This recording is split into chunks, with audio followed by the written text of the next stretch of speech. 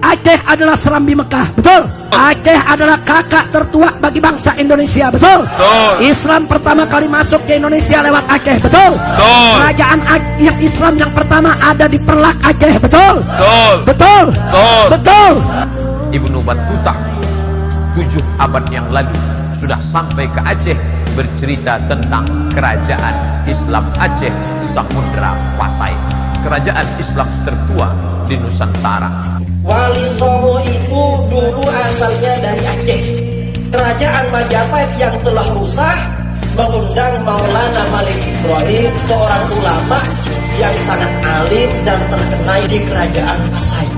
Begitu merdeka, Indonesia belum punya kapal terbang. Yang pertama kali beli siapa? Aceh. Yang pertama kali beli siapa? Aceh. Yang mau dari kemerdekaan siapa? Aceh. Yang jadi contoh siapa?